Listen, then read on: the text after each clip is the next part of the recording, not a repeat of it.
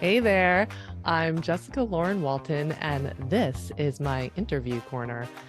If there's a cool story in the security field or just something that I think is going to be helpful for my fellow professionals, then I want to talk about it. To learn more about the work I do as a writer, you can go ahead and check out my blog at www.jessicawaltonwriter.com. Today's guest is Denida Grow, an expert in protective intelligence and executive security. She sometimes goes by Denny for Americans like me who might butcher her name. Anyhow, she was born in Albania, raised in Greece, and received her initial training in the security field from the Israelis. So we're definitely in for a cross-cultural treat today.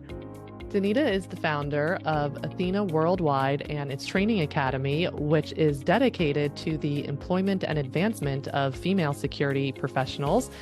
With that in mind, she also has some interesting perspectives to share about a woman working in a male-dominated industry. I also reached out to Denida because of her background in psychology and communications. She talks about how she mixes that into her security work, and obviously these are some favorite topics for me to talk about on the blog. So I've said enough. Let's get in there and start talking to Denida.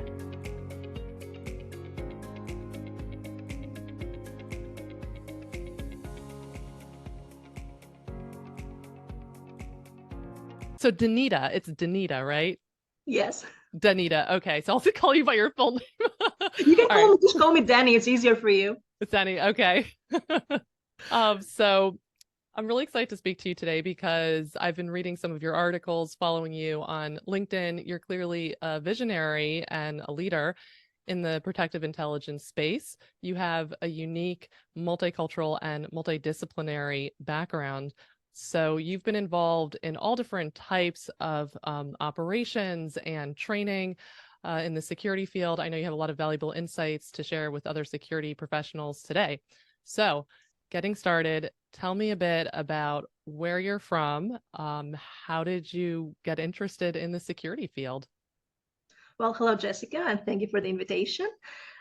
So I was born in Albania.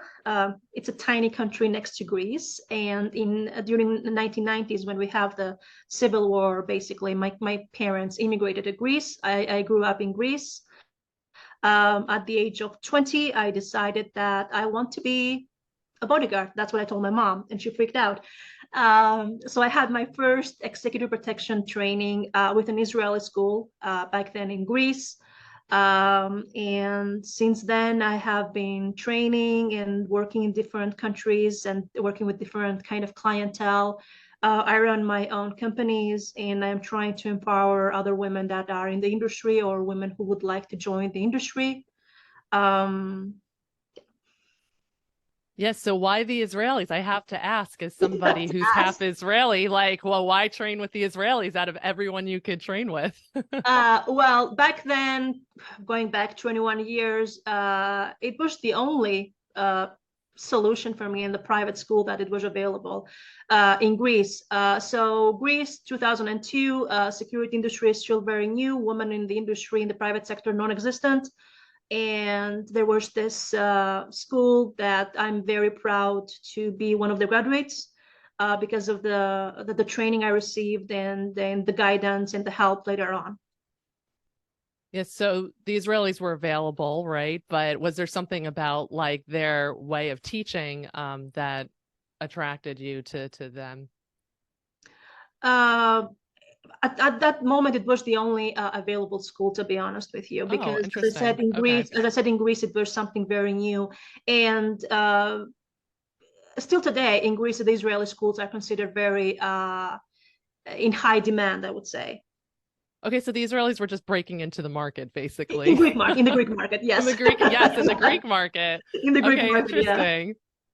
Yeah, well, it is a popular vacation spot. I could just see a bunch of these, like, former Shin Bet, former Mossad IDF guys are just like, hey, this is a good place to break into the market. We can enjoy the beaches and in the meantime. But yeah, that's pretty cool. Okay, that's a cool connection. Yeah. So, all right. Speaking of that multicultural background, your career has taken you across the globe, including receiving training in various protection methodologies with American, British, and Israeli organizations. What would you say were some of like the defining highlights of features of the training you received from each of these countries? Well, first of all, I have to say that it has been so long since I had training with them. So my first training with the Israeli was 2002, and the last class that I did was with the British companies in 2016. And in our security protection industry changes a lot and evolve. So what I may have seen back then may not be still valid today. But back then, I would say that the Israeli methodology, it was focusing more on threat prevention and mitigation by employing highly trained personnel, as you know, from law enforcement or military, because everybody in Israel, they have a good military background.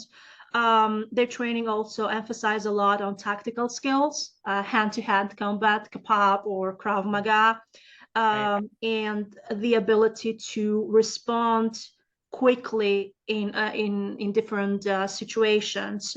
Also driving skills and, as you know, firearms. Now, British school was a little bit more different because they emphasize a lot on customer service, and they emphasize on a more discreet and low profile approach when it comes down to the security teams. Their training also focuses on regulations, what the law allows you to do and doesn't allow you to do, how to blend in with the surroundings and minimize basically the visibility of your security team. They also talk a lot about conflict management skills and surveillance detection and first aid. Now, when you go to the American schools are a combination of, of different methodology, I would say, but they focus on emergency preparedness. They focus on firearm skills a lot, and threat and risk assessments.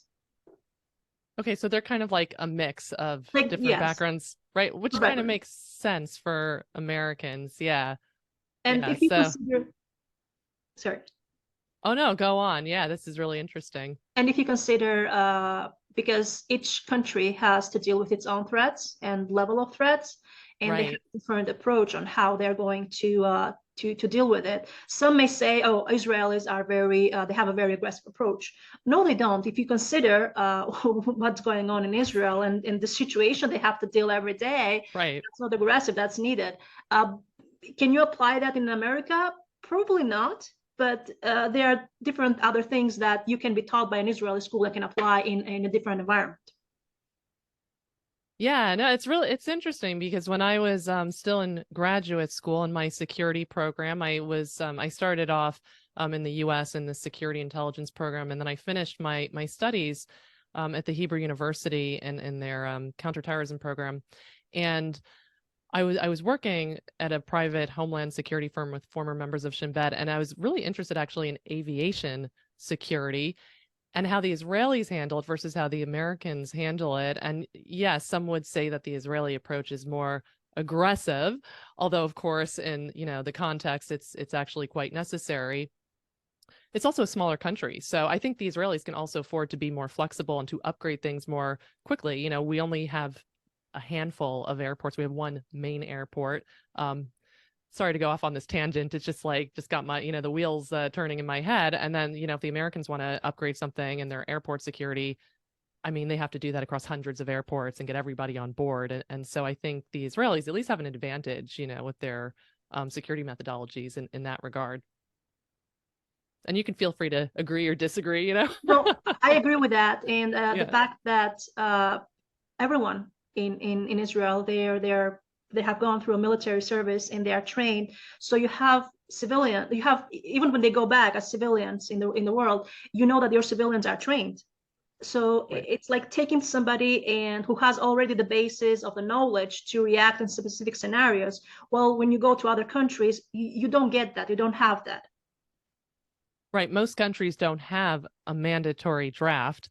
And so the baseline with the assumptions that the majority of Israelis are serving in the military. So they do have a certain baseline coming into the security field. So when I came back to Israel, for example, during my graduate studies, I was already 25 years old. I did not do the military service because, as an immigrant, I had been exempt before.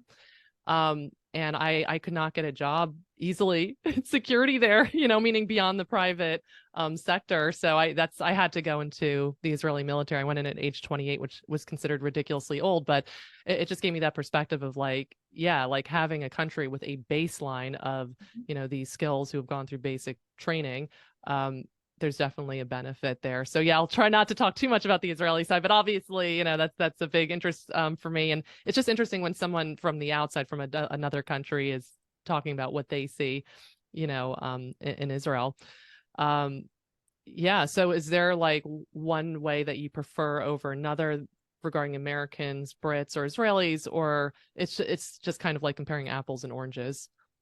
Well, it always depends on the situation, depends on the country that you're going to work with, the client, the threat, obviously, Mm-hmm.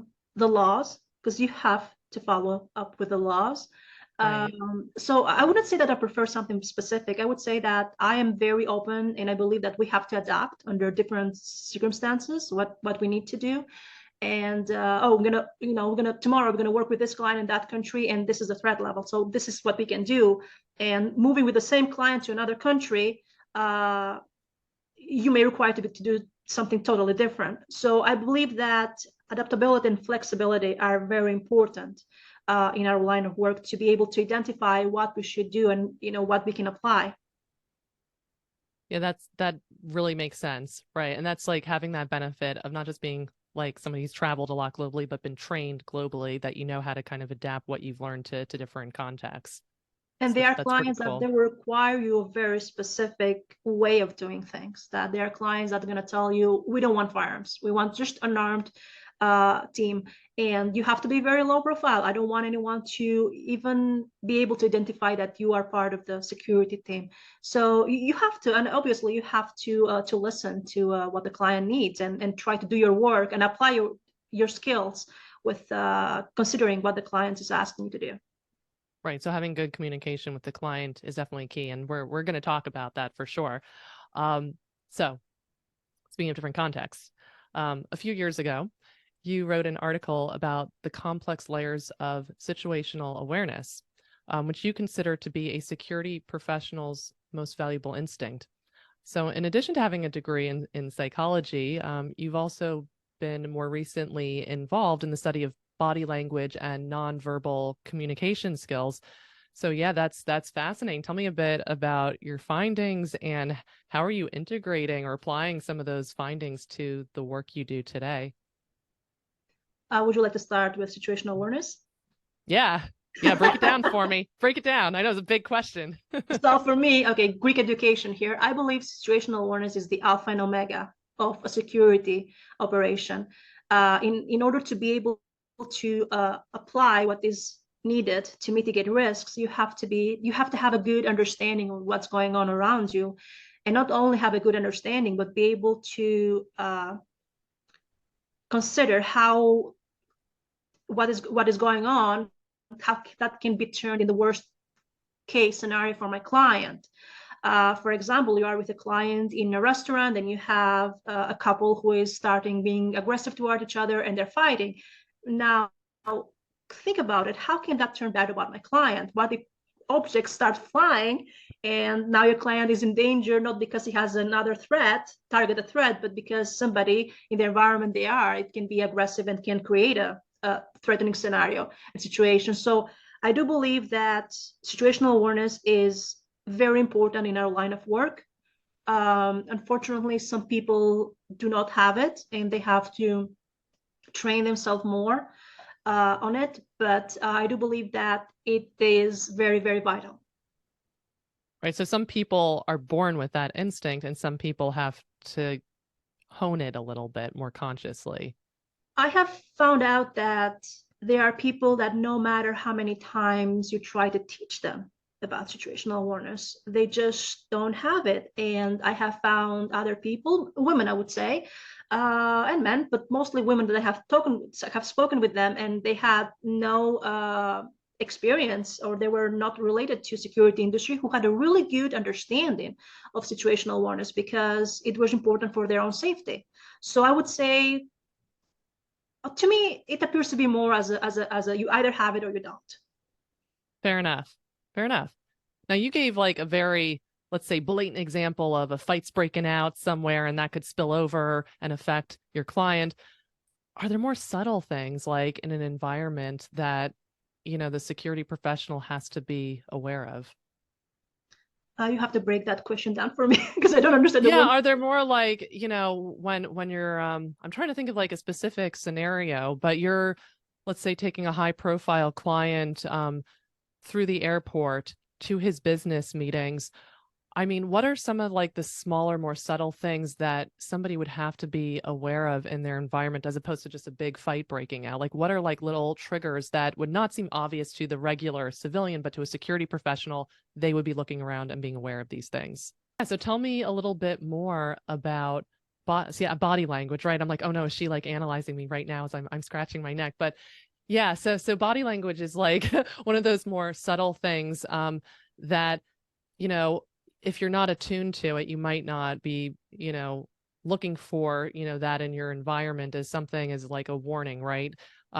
So what are some of the things that you've looked into, that you've studied, just regarding body language that's really helped you with your work? Well, body language, it's something. It's actually a fascinating skill, and also a field of study for some people. And I would highly suggest it to anyone in the security industry. It helps you identify intentions and emotions on people. Something that people do not know, general public, most of those doesn't know, is that our emotions affect our body movements. So if somebody is under stress and you are trained, you can identify that someone is under stress. And usually, when is someone under stress? When they're trying to do something bad and they don't want to be caught. So it's always a good tool for security professionals to identify if there are any potential threats or even agitation. If you see a person that it's showing specific body movements, you can understand that that person is being agitated. So maybe I should step back, or find another way to approach that person so I don't add to his agitation. But it's like trying to do aggression management, like conflict Mhm. resolutions. It also helps you a lot to identify when there is deceit. So there is a person that doesn't supposed to be somewhere, and you go and you ask that person what they're doing there, or just the first Mhm. interview, and depending the answers they give you, you can understand if that person is saying the truth or that person is lying to you. If he's lying to you, then you have to do something else. It also helps you build rapport and build trust with your client, Mhm. people in your client's environment, or other people that you may be interacting with.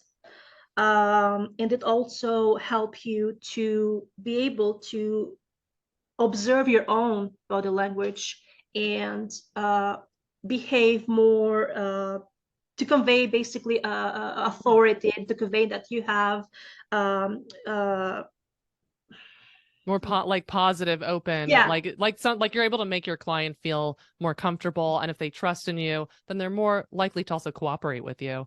But also you want to convey to other people, to the public, that I'm professional, I'm ready, and I'm going to do whatever it's necessary to Mm. protect my client.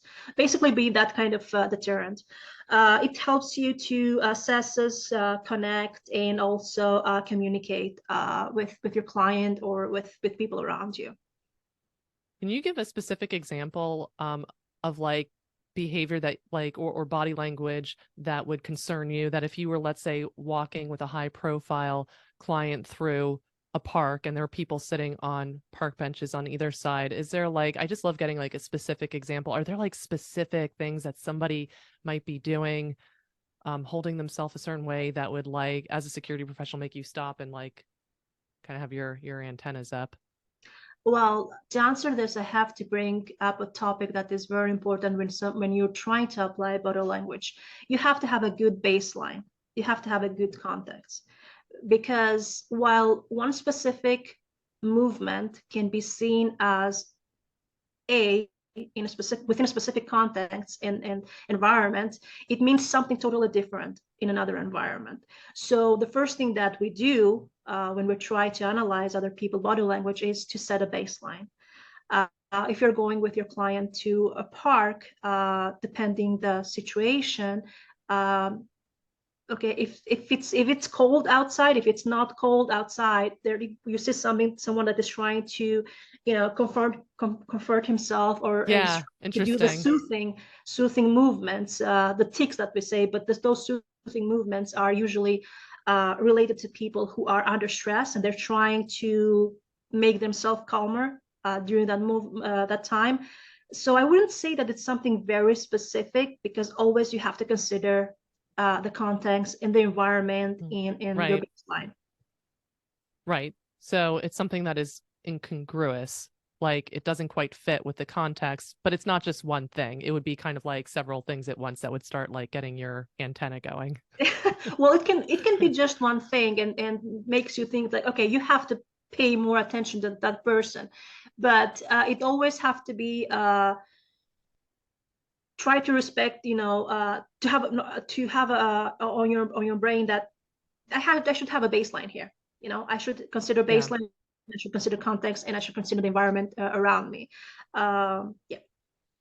I think also having a cross-cultural background is really important because, I grew up in the US, and then when I was a teenager, I immigrated to Israel. Most of my adult life has been in Israel. And then, I lived in Eastern Europe for a bit after my military service. And I mean, Eastern European culture, Romanian culture, where I was based, was so different from American and Israeli culture that I felt that I always considered myself somebody who's very sensitive to body language and to energy, but I had trouble reading people. I was meeting people in the business world from all over Eastern Europe, not just Romania, and it was very different. It took me some time to adjust to it. So I guess that's also something like when you're going from country to country, figuring out, what the client wants, what the legal codes are in the country. But I'm guessing that there's also like you have to kind of feel out the culture and see what that baseline is as well. I'm very glad that you brought this up, because there are different cultural differences. My English, I'm sorry. There are cultural differences when you're trying to observe, apparently, and decode body language. So, Hmm. for example, in specific cultures, men cannot see a woman, an unknown woman, uh, on her directly on the eyes. And while This to is Eastern me, European culture that they don't usually look women in directly in the eyes, an unknown woman. specific, I would say Arab and Asian countries. Okay. So, and again, depending where you're going, because you may be in one country and depending on the areas. So, Hmm. to someone, if I'm talking to a guy and he's not looking me into the eyes, I would assume that he is being not respectful, or he is not taking into consideration what I'm trying to say. But that's not all. That's how the culture, has been teaching them. So you always have to take all those things into consideration when you're trying to decode body language. Yeah, and I had that's such a good point. And I mean, also not misinterpreting somebody being rude or disrespectful. And let's say the short time period I had before I left Tel Aviv to go to this job in Eastern Europe, I took it upon myself to learn some of the etiquette, so I wouldn't be accidentally offending people. And I still offended people a bit because Israeli culture is very direct, and I had to learn not to speak in such a direct way because people found it like very aggressive and like threatening. So yeah, no, that's so interesting. And also, right, and just knowing for yourself, like just like you were talking about before, knowing about body language, not just so you can detect things in other people, but you are portraying a certain body language that communicates what you want. Yeah, so that's it's quite a balancing act, right? So cool.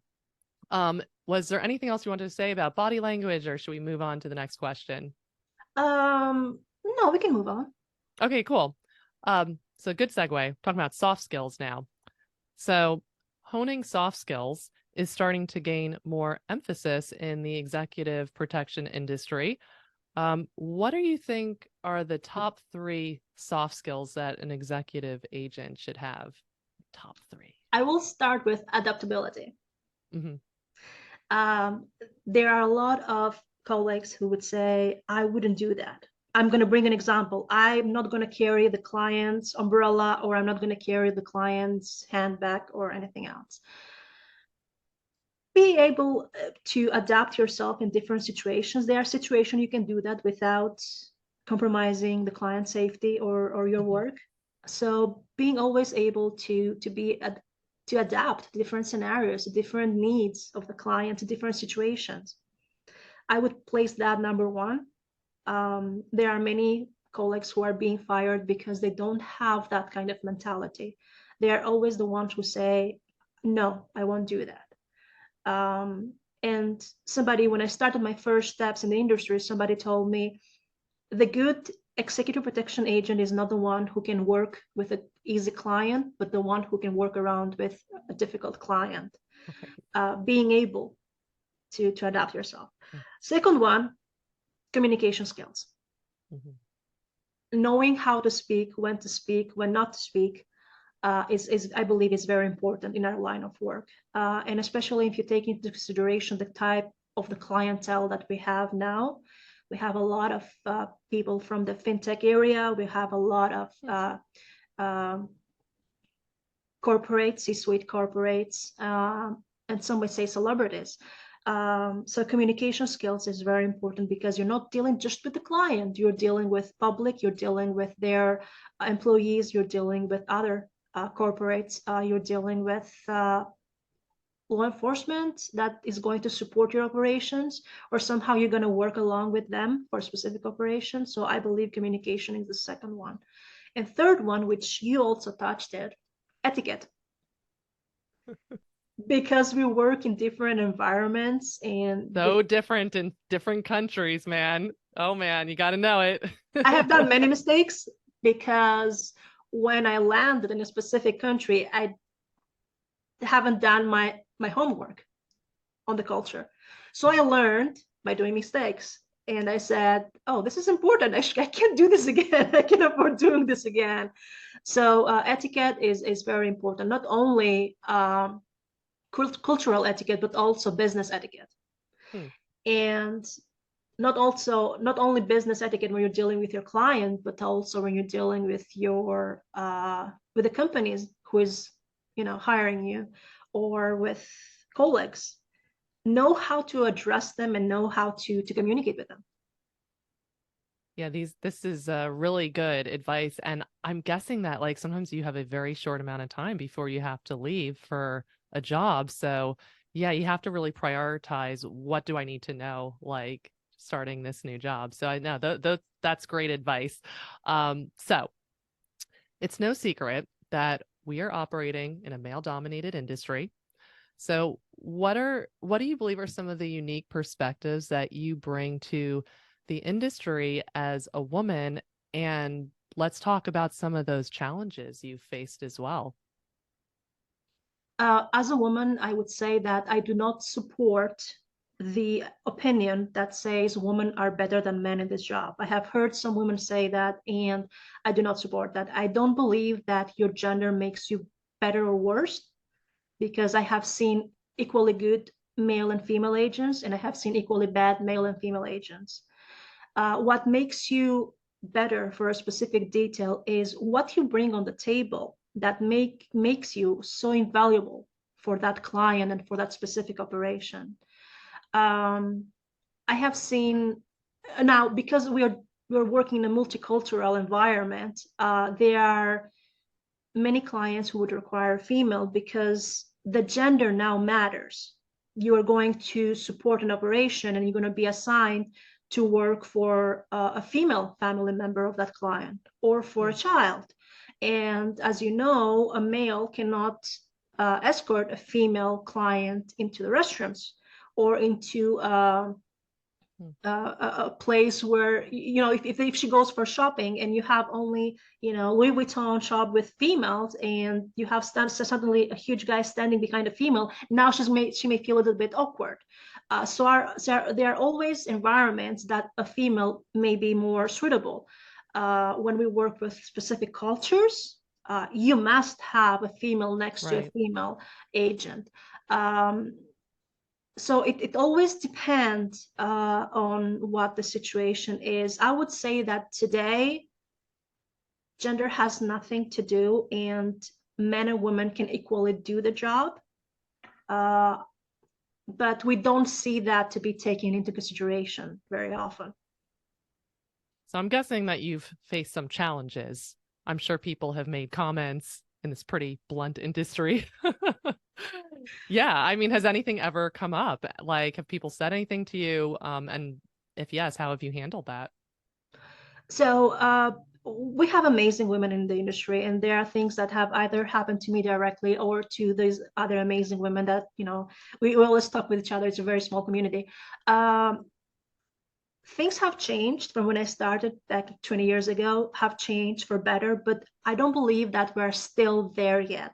There are still male colleagues who believe that women have no space in the industry. I recently was told publicly by a male colleague that if I cannot fight a 6 feet tall guy, 250 pounds guy, then I don't have a place in this industry.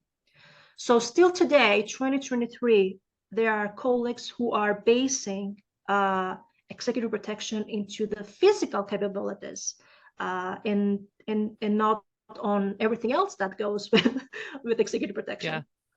Well, you should tell that guy who made the comment, right, about size. Like, you should be like, hey man, open the Bible, read the story about David and Goliath, you know? I'm not kidding, right? Like, so I mean, it depends obviously on the context, but right, if you could be a big person, but if you don't have the skill, somebody half your size could overtake you in a second, for sure.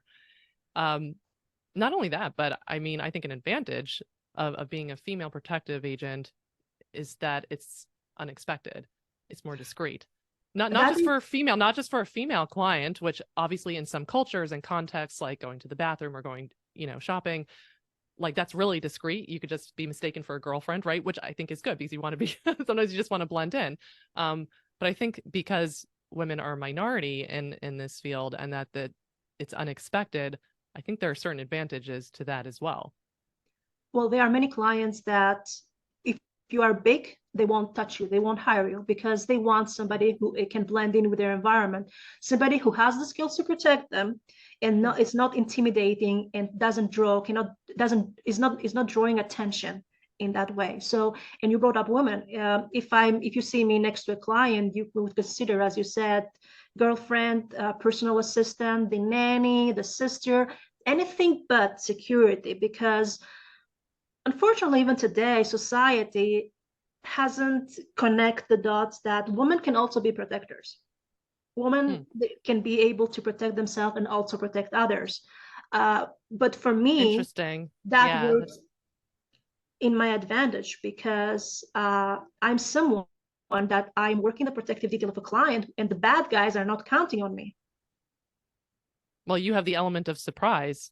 If something were to happen, if somebody was, let's say, attacking a client, I mean, they're not expecting you to attack them or to defend the client, right? So no, I think that's probably a huge advantage.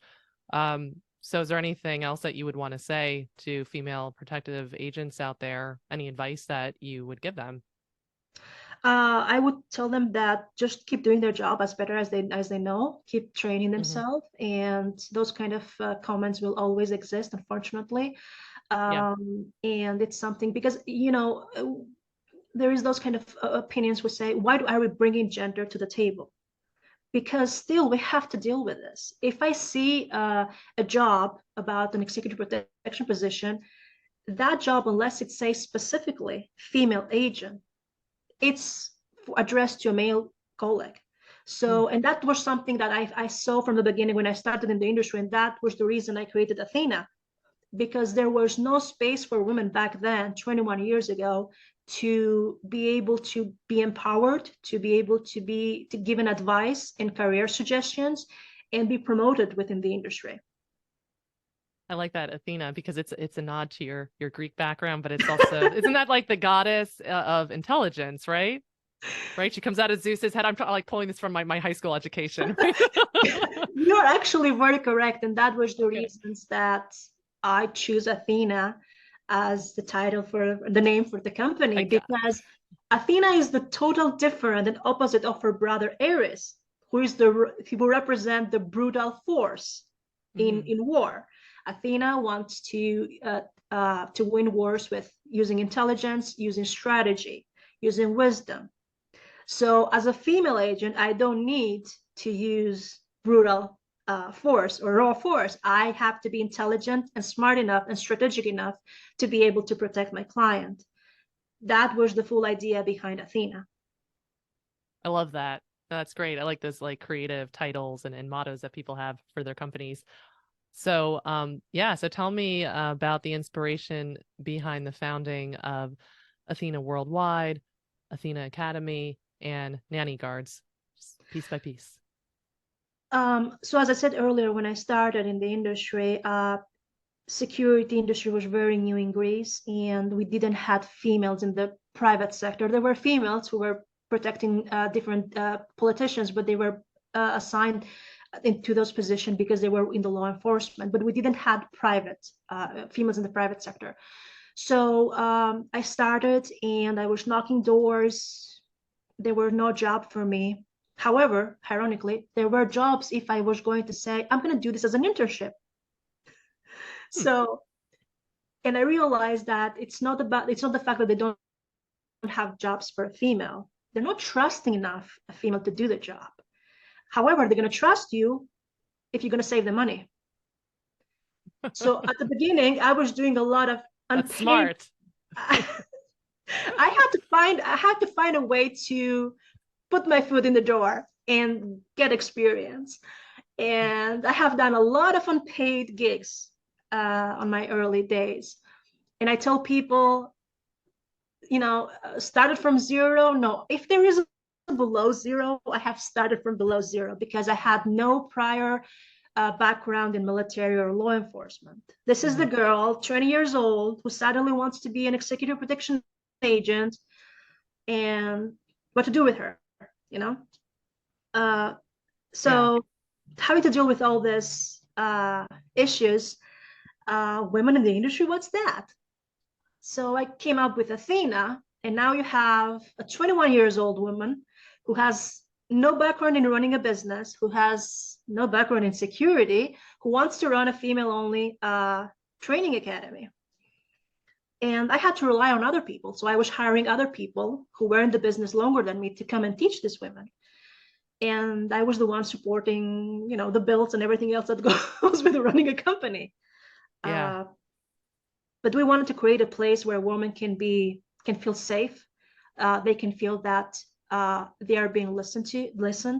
They can be empowered, and they can be promoted for their role in the industry. Because Denny, as an individual, talking about why women should be in the business, Mhm. it's nothing. But Athena, an organization, talking about why female have a place in the business, it can be more helpful. So that was the reason we created Athena Worldwide.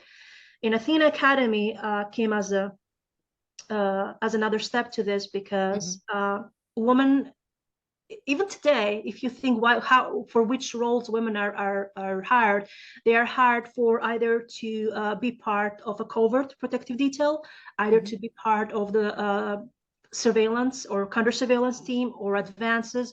So we wanted women to come to our classes, take all the skills they need to be in this industry, and take the additional extra skills that they need for these specific roles. Hmm. Right. So like I said, you're a visionary, you're a trailblazer. Yeah. Go Well, ahead. we had to find a way that when we say that women have a space in the industry, we could be heard.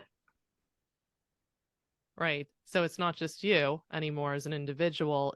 it's an entire group of women. It's a team of women who are clearly professional and coming together, as a new business, which Yes. is really impressive. And that's hard. That's just hard, like to balance, running operations, training people, and then just all the financial legal aspects of a business. So you're like the ultimate balancing act. The more I listen to your story, I was like, yeah, she balances a lot of things. That has come with a lot of mistakes at the beginning because, as I said, I had no idea how to run a business. Well, it's good that you bring that up, right? I think it's important for people who are now successful, and I absolutely consider you successful, to speak about like how hard it is getting started, to talk about, hey, I wasn't just paid a low salary. I was paid nothing at a certain point just to get my foot in the door, which is like showing you can work hard, you can hustle, but also there are so many perfectionists in our field, in the security field at large. And I mean, I think in a way that's a good thing because people need to perform with excellence. You don't want to be making mistakes. On the other hand, it can be a little destructive when you do make mistakes. Like everyone makes mistakes, but you beat yourself up too much. So I think like your attitude of like, yeah, I made mistakes in the beginning, I own them, I learned from them. I think that's also just really important to share with the younger generation of security professionals. And sometimes you have to find a way to make it happen. The world doesn't owe you anything. No one has to help you just That's because true. you need help. However, I tell people that ask for help. If you need help, ask for help. There are amazing people out there that's going to help you. But you have to find your ways for yourself to make it happen. I'm telling people that sometimes I hear that, oh, I finished my executive protection school and I'm not accepting any other job, security related, if it's not an EP position. Well, sometimes you have to take on other jobs. Go become a security guard. That's going to give you some experience dealing with people. That's going to give you a lot of experience because you're dealing with people that are going to push you to the limits. Go do residential security. So when I in my first years when I was sending people my CV, you could see much different roles, and I had to explain to them why I had those different roles because as a Mm. female, I couldn't have a constant executive protection job, but I had different roles. I have to keep different roles to pay the bills, but also stay relevant to the industry. That's very interesting. But again, that goes back to now you have this multidisciplinary profile, so it's actually, even though it might have been frustrating in the beginning, It taking all was. these jobs that were not necessarily the jobs that you wanted to take, but, it sounds like each job has given you a different perspective and has brought you to where you are now. So the one thing we didn't talk about yet was the Nannyguards. Tell me a little bit, like, what is that and what inspired you to create that company or that part of your organization? So again, female, working with female clients and mostly Mhm. children. I when I was working with children, I realized that these families have nannies, and nannies are not aware regarding security, and they were doing huge mistakes. So I said, okay, how about we take the nanny, we train her, and we make her an asset for our team. So the nanny is trained in specific aspect of security, and she can be an extra part of the team. So what nanny guards do is we train nannies that work with ordinary families that they don't have needs for security, but the families can have a peace of mind knowing that my nanny is trained if any situation occurs. And we train them also. We train nannies that work for ultra high net worth families or celebrity families. And we have a lot of clients that come to us and say, okay, I would like to train my nanny. Apparently, I don't want to hire somebody else because the child has already created a bond, but I Mhm. want you to train our nannies. So this is how Nannyguards was created. I found the gap and I said, okay, let's find a creative and cool name and let's create something unique and offer it to clients. Besides Nannyguards, we have been offering a lot of training to parents as well, because we believe that if we have if we have educated communities in security and safety mindset, we can create safer communities for our children. Well, so that's brilliant. Yeah, like just being able to see, oh, there's a gap in the industry. Okay, let's step in there. And obviously, with your background and as a woman, you were the right person to step into that. What are some of the mistakes that you saw nannies making? So because nannies weren't aware of, they would post pictures that they would give away on their social media that would give away Mm. information about who the client may be or where the client is. Sometimes when I was working with the nannies, and That could be a kidnapping risk, I imagine. it can be a kidnapping risk. It can also give away clues to paparazzi, so they can find Mm. you later on. To stalkers, apparently, or to some of the obsessive fans that some of the celebrity families have. Um, some of the nannies I used to work with, I remember this one situation. We were in a public area, and I had to basically grab the kid and go. And the nanny was she was keep putting herself between me and the child. And there was no time for me. I had to push her so I can grab the child. And later I apologized to her that I had to push her, but I explained to her that my priority is the child, and you're being on my way on that moment. So I started teaching that nanny how walking drills, basically, where she should position herself when we were out in public. So that was one example that, and I still keep contact with that nanny. Oh, good. So she didn't mind that you pushed her. No, no, no. I mean, I Speaking of, apologize and I explained why I did that. yes, yes. I'm just laughing because again, going back to, different cultural norms and Israel, people have no sense of physical space in Israel or personal space. And yeah, the pushing thing is like, in America, it's like if you're standing in line somewhere and somebody comes within like 3 feet of you, they're like, I'm sorry, I'm sorry. In Israel, like people just like walk into you like casually and walk by. But so that wouldn't have been a problem if you pushed somebody in Israel. They'd be like, oh, hello. Well, But another incident that I remember is that I went to this, it was an Asian country, and yeah. I mean, the first thing you learn is that teach the child how to put a seatbelt on. Like, so Hmm. none of the we're talking about four nannies. None of the nannies have ever bothered to do that with the child. So I had to be creative now because the child is at age that they're not listening. You know, you can't tell them to restrain themselves in the car. That So I have starts to be, really young, really yes, young. that's really young, exactly. To me, coming from the Western world, that was something very normal to do, but for them it wasn't. So I had to be creative and start being the bad guy to teach the child to do that. And the second thing that they were doing is that they had these SUVs and they were used to put the kids in the back of the car and the Mhm. nannies and then us. So if anything happened, I had to full, car seats to Right. pick up the kids. And I'm telling the nannies, no, no, no, no. If somebody got to sit there, it's going to be you, ladies. The kid has to be somewhere where, in case of an emergency, I have to grab and go, or Needs to be close to you. Right. take out of the car. So small things like this that the nannies weren't aware of, not because they didn't want to help, but they just Sure. told them.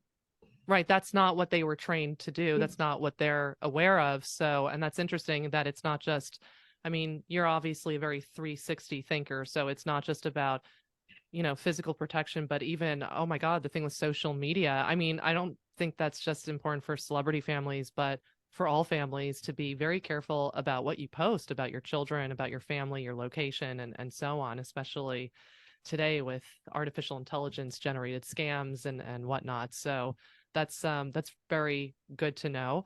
And just very practical. It's amazing that you do that. Thank you. uh so finishing up, what are some of the emerging trends in protective intelligence?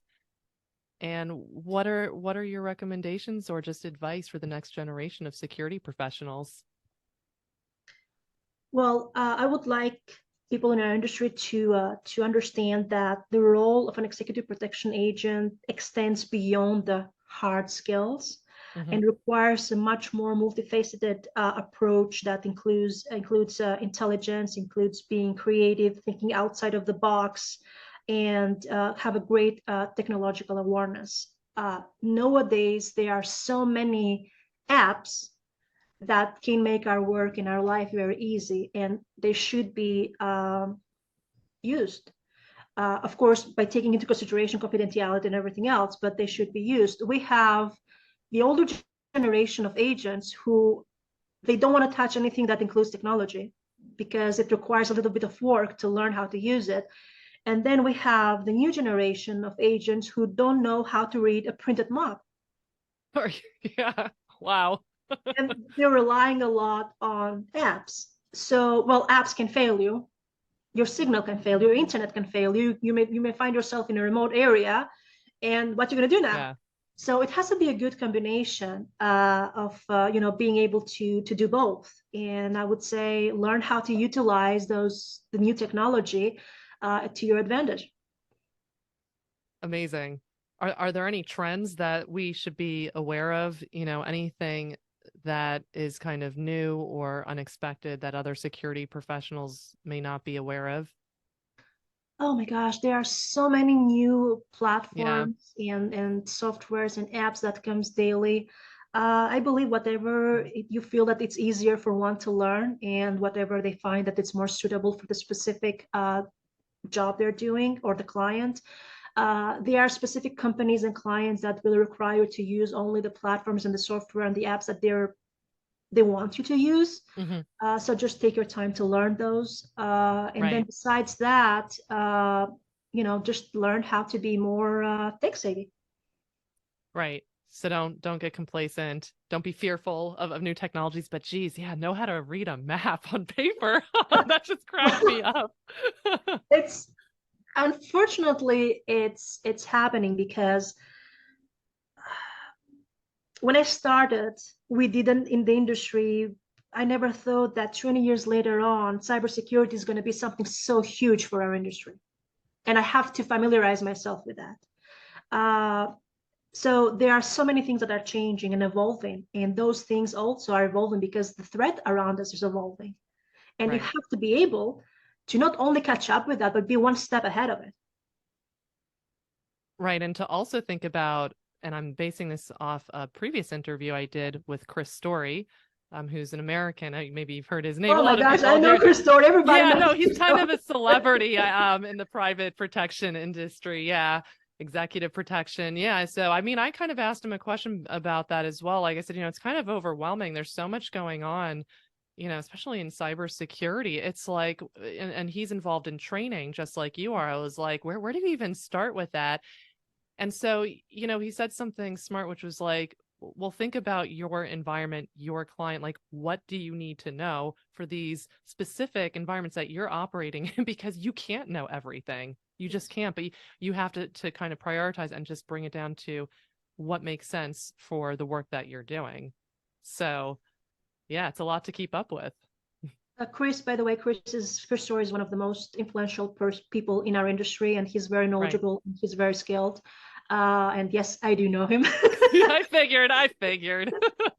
But he's very correct. We cannot, and something that we tell new students is that you cannot offer your client 100% security. That's never going to happen. Mm, What you can try and do is minimize as much as you can the threat level and the risk for them, and try to make their life easier and try daily life easier and try to make to make them feel safer. But while we're doing that, there are a lot of things that we have to do because unfortunately we have many colleagues who give away a lot of information that can be used from bad actors to harm their clients.